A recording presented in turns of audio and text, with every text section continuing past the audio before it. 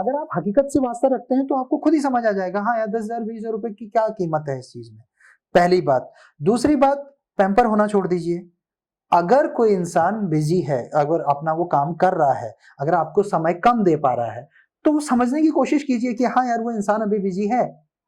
अगर आप ये चाहते हैं नहीं वो आपको बहुत सारा समय दे, और जो इंसान आपको अपने बिजी शेड्यूल को छोड़कर बहुत सारा समय दे पा रहा है, हमेशा दे पा रहा है, तो आप खुद ही समझ लीजिए कि जो इंसान काम कर रहा होगा वो इतना समय दे पाएगा। अगर दे पा रहा है तो फिर ये भी तो एक सोचने वाली बात है ना, फिर काम कब कर रहा होगा।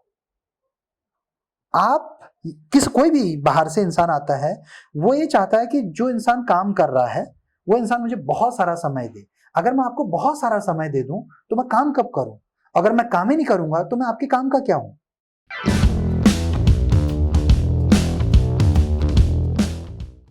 कास्टिंग हाउस तब दिखता है जब आप पैम्पर होना चाहते हैं, जब आप चाहते हैं कि आप कोई भी बड़ा प्रोड्यूसर आपको अपनी गाड़ी में घुमाए, जब आप चाहते हैं कि कोई अपने घर दे आपको रहने के लिए, जब आप चाहते हैं कि कोई आपको ड्रिंक पे लेके जाए, जब आप चाहते हैं कि किसी के साथ आप पार्टीज करें। तो अगर आप ये सब करना चाहते हैं तो फिर आप दूसरे पे भी क्यों क्यों आप ब्लेम कर रहे हैं। करना आप चाहते थे तो फिर कहां किसने कहा आपको। अगर आप एक्चुअल में काम करना चाहते हैं, और ये आपके ऊपर है ना, अगर आपको बाय चांस किसी ने कह भी, इतने होने के बावजूद अगर किसी ने कह भी दिया, किसी ने ऑफर कर भी दिया कि जी आप ऐसा कर लीजिए, आपके ऊपर है, मत कीजिए। ये तो आपको हिम्मत रखनी पड़ेगी ना कि नहीं जी मैं तो ये नहीं कर सकती और मुझे तो ऐसे काम करना है।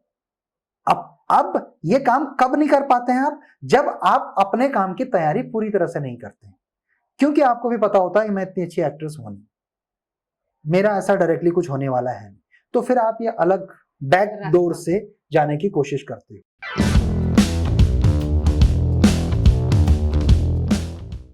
ये अब एक बात आती है कि कितना समय, जैसे अक्सर कई बार लोग पूछते हैं कि कितना समय, मतलब एग्जैक्टली क्या पैरामीटर्स होने चाहिए।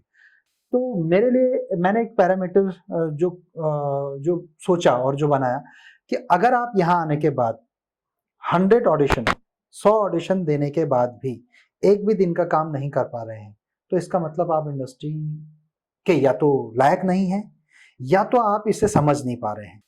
तो इसका मतलब क्या हुआ है, इसका मतलब या तो आप दोबारा सोचिए, दोबारा तैयारी कीजिए, दोबारा तैयार कीजिए अपने आप को, फिर से आइए, या तो पैकअप कीजिए और कुछ और कीजिए, फिर नहीं हो पाएगा।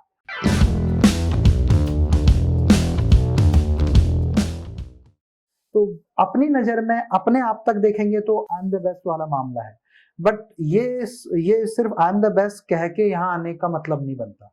किसी को इसको सामने वाले को जज करने दीजिए कि आप बेस्ट हैं कि नहीं है। ये सामने वाले ने अगर 100 ऑडिशन के बाद भी आपको जज नहीं किया, इसका मतलब है या तो आपकी तैयारी में कोई प्रॉब्लम है, और या तो नहीं है आप इस फील्ड के लायक। तो फिर कुछ और कर लीजिए, अच्छा करेंगे आप उसमें। अपने आप को जबरदस्ती मत कीजिए यहाँ पे।